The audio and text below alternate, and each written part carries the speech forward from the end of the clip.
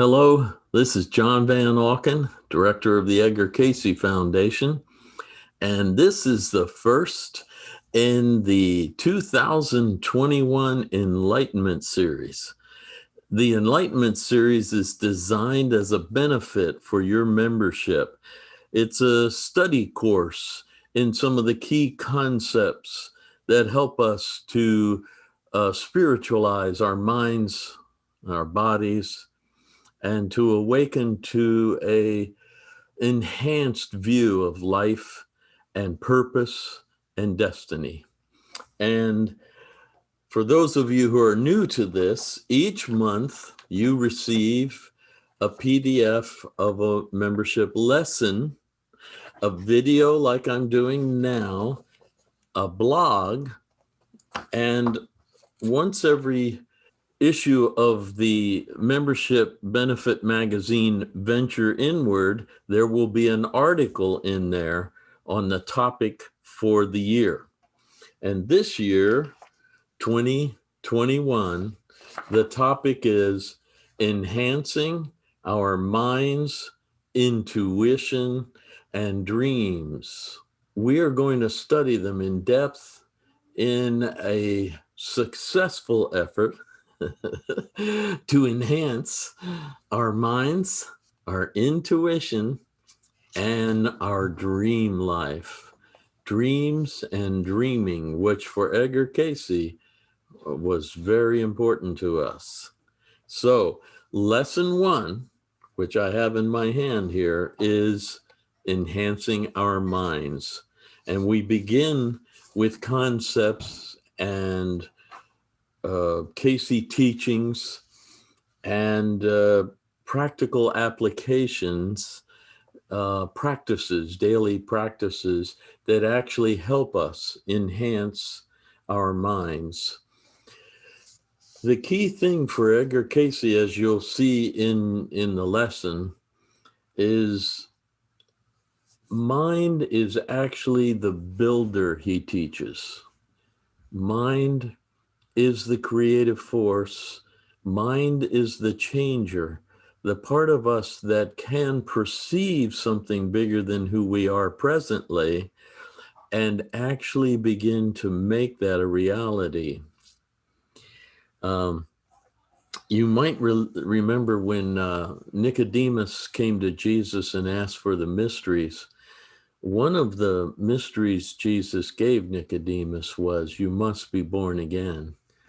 Nicodemus, being a rather physical guy, said, how can I get back into my mother's womb? And Jesus said, no, you've been born physically. Now you must give birth to your spiritual self. You must conceive in the womb of your mind your spiritual nature. And Edgar Cayce comes along and says, spirit is the natural, normal condition for each of us. Now that's a pretty tricky statement to perceive as being so, since we are so physical. But he teaches that the material expression, the physical animated form, is enlivened by the presence of our spirit in it. There is both an infinite universal spirit, which gave birth to individual spirits, and we are actually these individualized spirits expressing through a material dimension in physical form. But it's only a temporary incarnation, 80 to 100 years, if we can pull it off. But our infinite eternal nature is spirit. Spirit's a hard thing for us to perceive. So in the lesson, we go over all the little elements of awakening to our spirit that Cayce taught and that some other sources have added to our understanding. You can think of spirit as what Cayce called the life essence. So if any of you have ever seen one of your loved pets alive and animated and then seen them dead, you know they look physically like they've always looked, but something profound is missing, and that's the spirit. If you've ever seen a human being that you have known well and then seen them dead, you know that the real essence of them is not there. You have the form, the body that you've known so well, but the true self is gone, and that's the spirit. It's a subtle essence of life that is animated through a physical body for a sojourn, an incarnation. If we work using our minds, we can actually expand our consciousness and our awareness to perceive the spirit as well as the physical. Many of us already do this. We already have a sense when we're talking with someone of their true vibration, their true energy, despite what they may look like or act like. We sense what we now know to be their spirit. Enhancing the mind has a lot to do with taking a hold of our thoughts. In the lesson, you're going to see where Cayce said our thoughts make an impression on a collective consciousness. Now, I was 18 years old when I read his teaching that my thoughts are recorded. They are not as private as I had believed them to be, hoped them to be, and that he could actually read these thoughts because they were on a collective consciousness. And in the collective, we are all one. And Edgar Cayce could go into a trance-like state in which he could access the Akashic record, the book of life, the collective consciousness. And he could actually look at the pattern of my thoughts and my actual thoughts since I first started thinking way, way back. When the Creator said, "Let there be light," and you and I were one of those original lights. Of course, at 18, I was shocked. I didn't know someone knew my thoughts or could know my thoughts, and that really upset me. Fortunately, later on, I became aware of another teaching that said new thoughts overshadow old thoughts, and I was saved. Now, as my thoughts came, I was mindful of my thinking. I would observe the rising thought and determine whether it was acceptable or not. And then I would change the thought. If in my own estimation, it was not ideal, it was not healthy, it was not positive and creative, but actually negative and even destructive, I would grab a hold of that thought and subdue it and try to overshadow it with a better thought, a newer thought. It took a lot of work because Cayce taught that we have habit patterns of thinking, and I sure did. These patterns of thinking have been so well developed and so recurring that it is really difficult to change them. In fact, Jesus actually said, with humanity, with human nature, it's near impossible. But with God, all things are possible. So one of the things I did was to invite the universal consciousness, the mind of my creator, the source of my life, into my consciousness to help me with these thoughts and these patterns of thinking. I write about this in the lesson. And sure enough, once I got over my embarrassment, kind of like Adam in the Garden of Eden when God came looking and they were hiding behind the bush and God said, "Why are you hiding?" I felt naked. And like God said to Adam, "You were naked yesterday. This wasn't a problem. Have you eaten of the tree of the knowledge of good and evil? And now you can't be in my all-knowing presence?" Yes, exactly.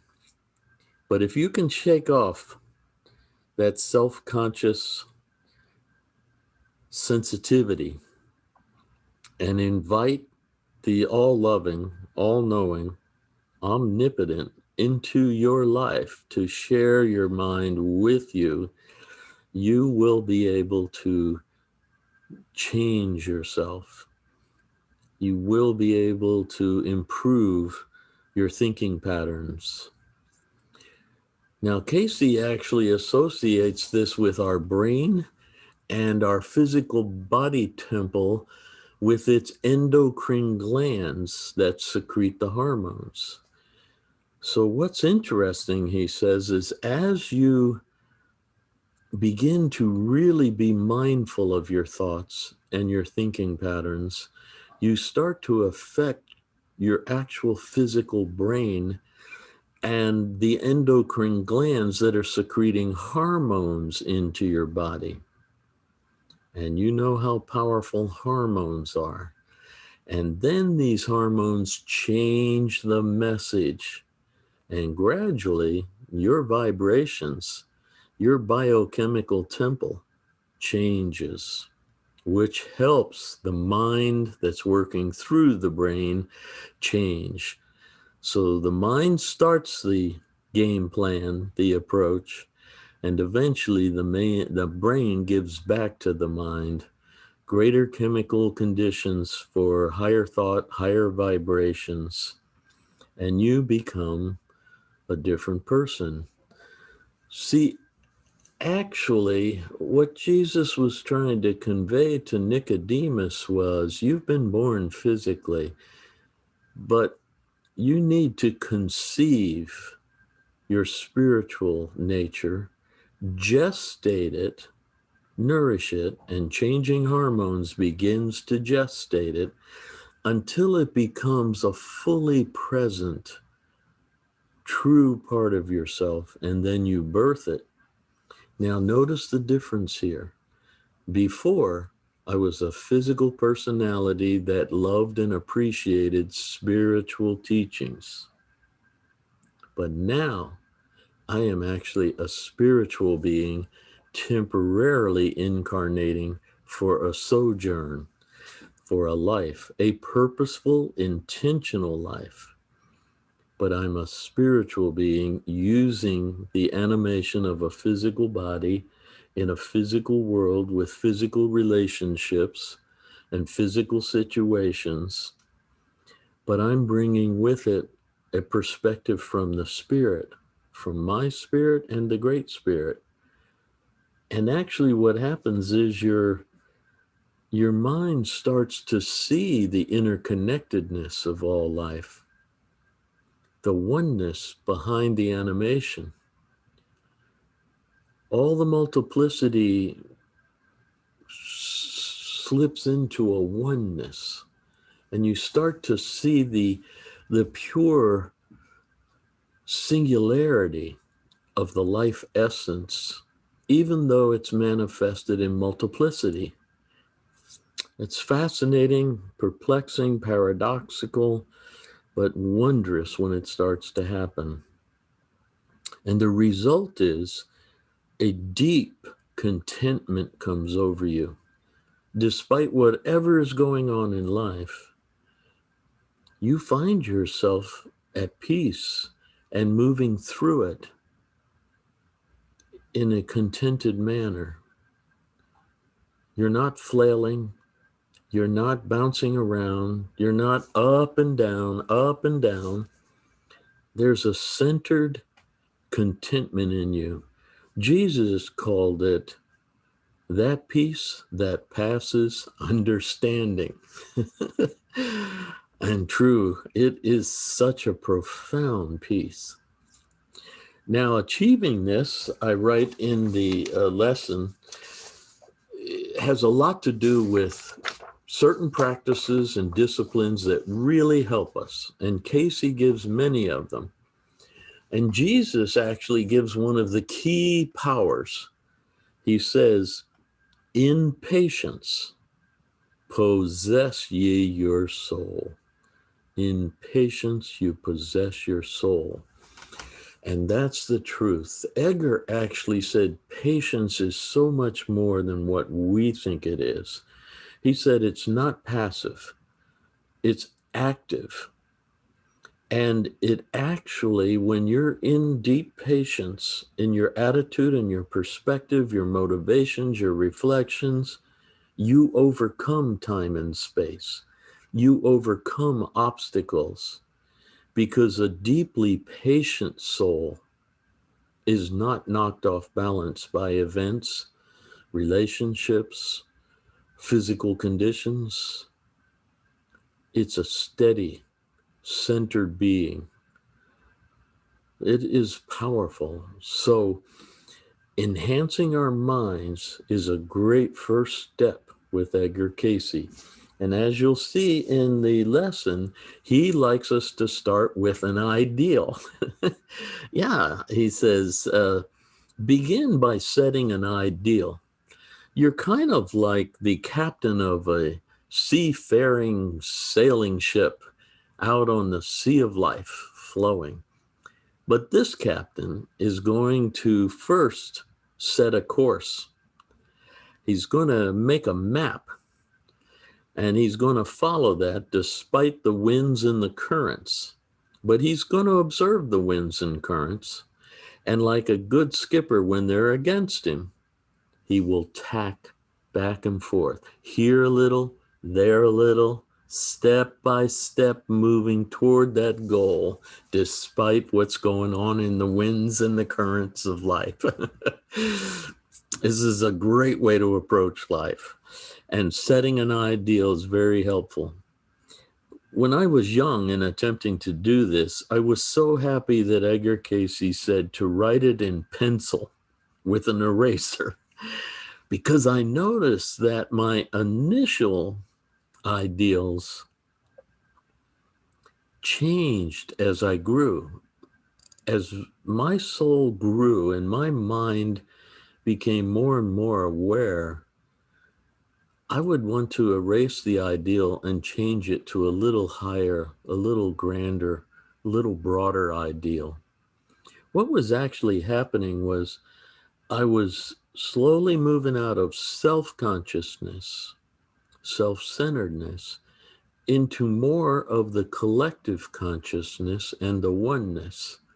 And as I did, I wanted to adjust my goal from some self-fulfilling, self-satisfying, self-gratifying, even sometimes self-glorifying effort into something more collective, more cooperative. In fact, Edgar picked the first topic in his Searching for God material to be cooperation. At first, I didn't quite understand why he would do that, but cooperation implies a collective, a greater gathering than self, a universal flow that you are going to synchronize with, you are going to engage in a harmonious, cooperative manner. Well, what happens is you gradually get outside of self. Your mind expands, your vibrations rise, and you're becoming part of a greater whole. That type of growth is what we're seeking here, because that's the infinite, eternal nature of our being, one with the whole. We came out of the infinite universal. We came out of the infinite universal consciousness, the womb of Mother God, and we entered into individualness and finiteness. Edgar says it was purposeful. We were to come to know ourselves to be ourselves, so we had to become individual. We had to move into individual life and perceive what were the uniquenesses of us. See, the Creator didn't create everyone to be exactly the same, but a variety in the garden of life. Everyone had their unique nuance to their being and what they contributed to the creation. So it was a great, diverse garden of beauty and multiplicity, and yet that individualization that occurred has to get to a point where Edgar says, know yourself to be yourself, your true self, and yet one with the whole, one with the source of all life, one with all life, one with the creation. This is the ultimate goal. And it's paradoxical. How can finite individualness exist in infinite, universal expansiveness at the same time? But it can be so. And there are very good practices. And I have been working on these for a little over 60 years since I was a teenager. And I can tell you they work. I still have much to go, much to grow, much to learn. But the stages along the way that Cayce gave as a daily practice have proved to be effective, and they have results that affect me physically, mentally, and emotionally. And they also affect those around us. In fact, there's a point in the journey of enhancing the mind in which you actually become a blessing to others around you. And Edgar says it's not so much what you say to them, but they can feel, they can sense that you have different vibrations, different hormonal messages flowing through your body, different thinking patterns in your mind. And these affect them because they know that's the goal. Everyone innately knows who they really are, where they came from, and where they're destined to return. This is the ultimate intention and purpose of incarnate life. Individualization, while at the same time cooperating with the infinite eternal. So I look forward to you working on the lesson 1, enhancing the mind. And then next month we'll do lesson 2, enhancing the intuition. And then enhancing the dreams and the dream study. And then for the rest of the year, we'll go into nuances and techniques and stories and about all of this. So this is a benefit of your membership. So keep your membership active. Each month, look for your Enlightenment series lesson video. And in the magazine, you'll see an article. And there'll also be blogs each month. I'll write a blog each month. So good wishes to you. I'm happy you're with me. Together, we're going to take a journey into enhancing our minds, our intuition, and our dreams. Thank you.